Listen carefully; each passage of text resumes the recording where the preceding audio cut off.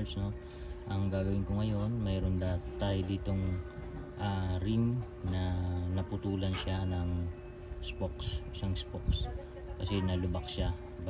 Bali ang rim na to ay pang road bike, so RB. So ito yung naputol sa kanya. Hanapin natin. Ayan, ito. Ayan, oh, putol. So i-align ulit natin. So ito nga pala, pag ganito naputol ang rayos, pag dito sa side dito, no, ang mangyayari, kakalasin talaga natin ang cogs kasi hindi natin mailalagay yung spokes niya. So ayan, simulan na natin. Ang una natin gagawin, tanggalin muna natin ng skewer. Ayan, tapos tanggal natin ito. Ayan, tabi muna natin yung skewer. Tapos gagamit tayo ng cogs remover. So ayan, kakalasin natin yung, then kukumpahin natin ito. Ayan, hirap lang ang pwesto ko pero pakita natin ang pagkakalas niyan. So ayan, ang pag ano, counterclockwise lang. Ayan ba, kalas agad. So yan sa mga cassette type.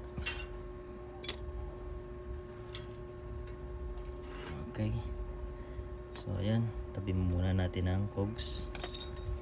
Tapos nakalasta natin yan, pwede na natin gawin yung paglalagay ng rayos na naputol. Baling naputol kasi ay saan ako dito, dito siya nakaposition.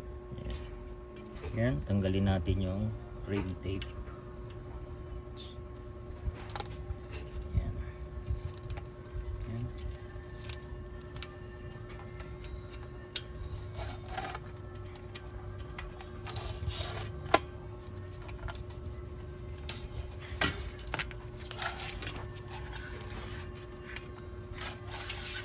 Yan. Yan, pagkatanggal natin ng rim tape, tanggalin naman natin yung ano, yung naputol na rayos. Madali na lang yan kasi putol na yan, tanggalin na lang natin dito. Putol lang. Tapos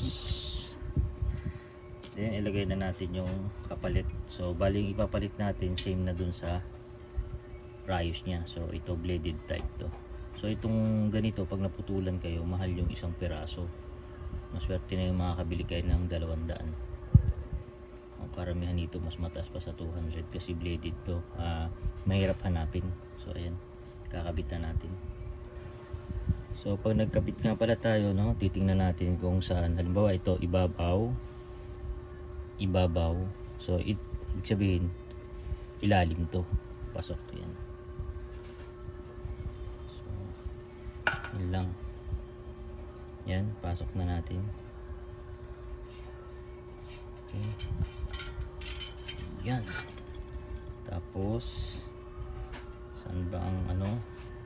Siyempre, kung pailalim ka dito, pagdating dito sa ka-cross niya, ibabaw ka. Yan. So lang kasi nakapatay ng spokes sa niya, yung kaitat kasi kaya dito. Ang totoo niya yung nagkawa sa akin is walang kabihan. So, yun na lang, pwede tayong tatabin na ulit-ulit dyan ng spokes. So, yan. Pati yung ngipon dyan, pwede yung ngipon dyan, kaya lang maiksi. So, yan. Alam niyo, ako gusto ko lang, maganda sa inyo yung video. Yan, pagkatapos nating mailagay na yung rayos, kaya align na natin. Yan. So, ito ating align.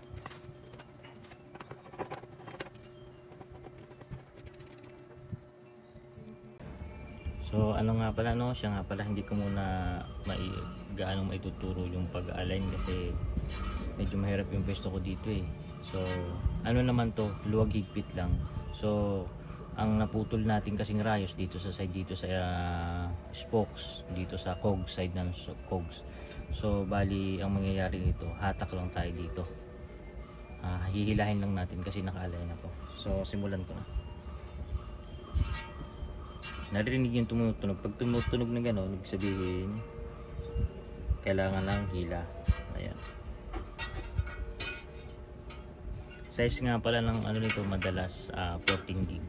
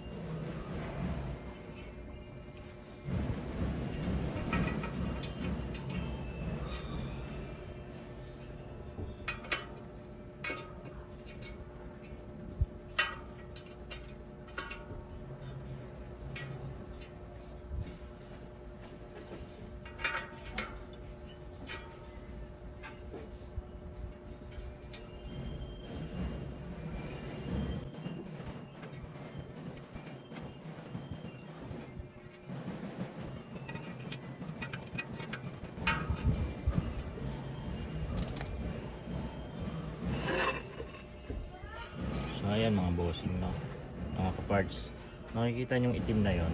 Ayan, makikita nyo, zoom natin. Okay, ayan, ito to, ayan. So zoom ko lang to, ayan, ayan, ayan. Pag inikot mo yan, hindi na siya sumasayad, so ibig sabihin alay na siya.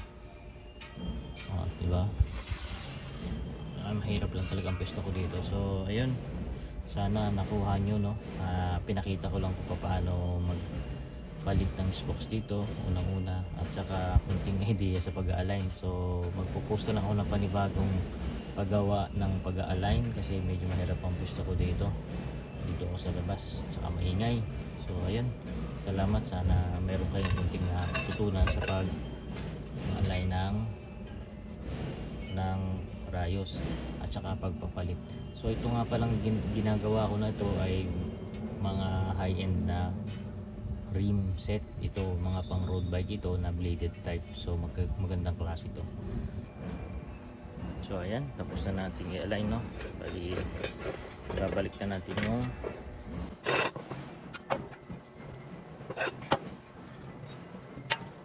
natin yung cogs nya.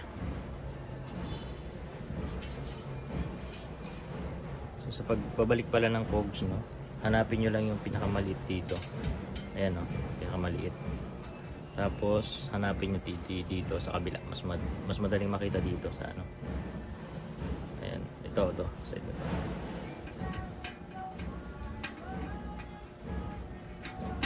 So ayan, para hindi mahirap maghanap ng magkabit.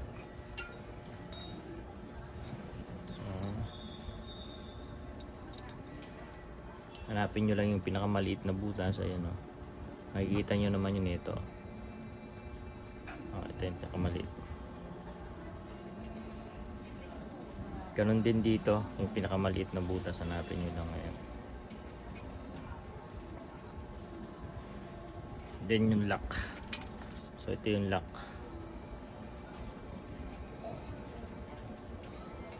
So sa lock naman, hindi na natin kailangan ng pangontra. Diretso na yan kasi lalaban na yung hub dun sa ano, panghigpit natin.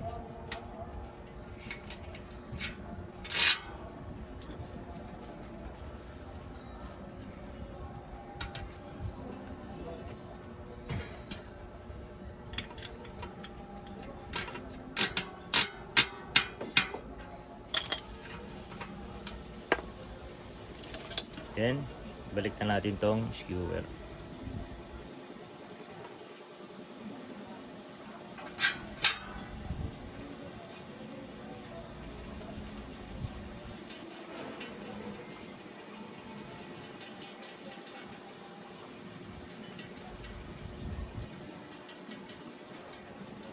So ayan, tapos na yung paglalagay natin ng naputol na spokes. So yun lang. So mas maganda na ngayon kasi puro bladed na siya.